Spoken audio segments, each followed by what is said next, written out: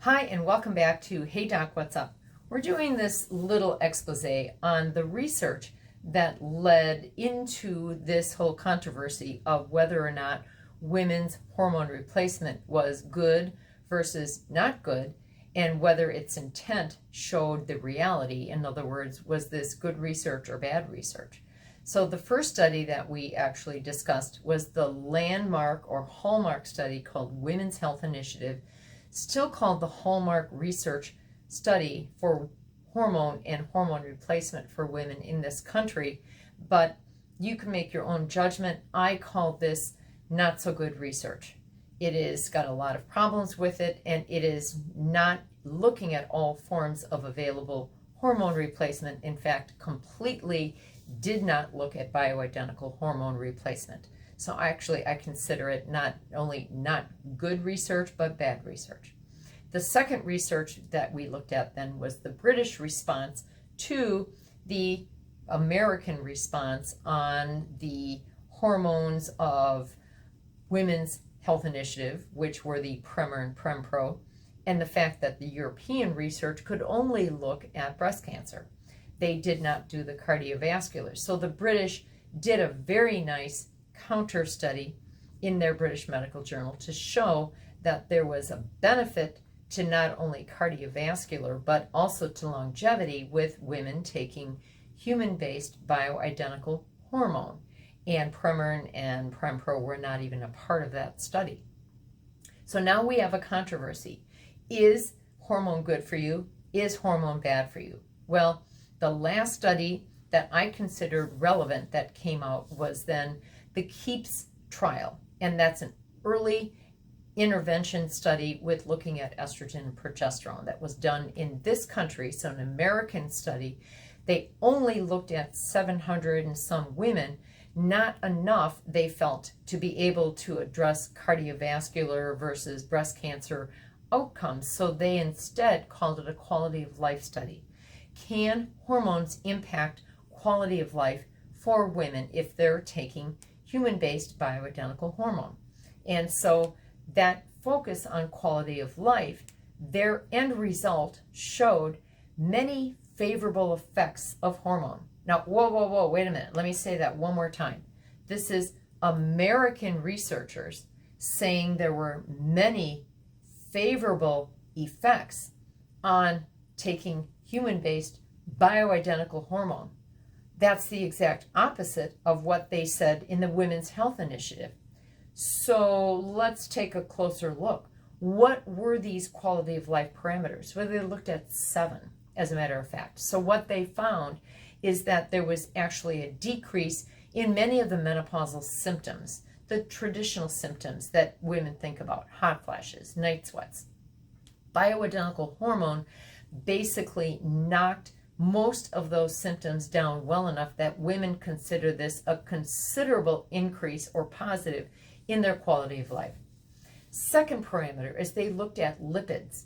And we all know from getting your lipids done that many of you are ending up on lipid medication, Lipitor or Rosuvastatin, and that it's almost considered, you're abnormal if you're not on a lipid medication. But what does hormone do for your lipids? Well, it actually is shown to decrease your bad, the LDL, and increase the good, the HDL. Wait a minute. Hormone is now impacting a scientific parameter like lipids? Yes, it is. And so if an increase in HDL is going to give you a better cardiovascular profile, decreased risk of heart disease, it's indirectly saying hormone can increase your HDL and give you a decreased cardiovascular risk. Wow. Third factor, blood pressure. Well, it was neutral on blood pressure, but in many patients realize that blood pressure has many parameters that are going to need to be impacted. The volume of fluid you put in, exercise level, whether or not there's any kind of family history that goes with it. There are too many parameters to really have that be a clean assessment of whether hormone is going to impact positively, negatively, or neutrally, and they found a neutral impact on blood pressure. The fourth, which was a direct cardiovascular measure, was actually looking at atherosclerotic risk or what was the scoring of hardening of the arteries in both the carotid and the coronary arteries. And what they found is that there was very little progression of any atherosclerosis with women on bioidentical hormone. Let me say that again. Very little progression of atherosclerosis with women on bioidentical hormone. Couple that with an increase in HDL, the good guys, and a decrease in LDL, the bad guys, and now you've got a so-so parameter and a good parameter that says very little progression of coronary heart disease. Interesting. The fifth issue was cognition. And cognition, meaning short-term memory loss, forgetfulness, difficulty concentrating, those are things that they found neutral, but I will share with you that in my research, I see that those parameters are all improved with women on bioidentical hormone, especially bioidentical estradiol.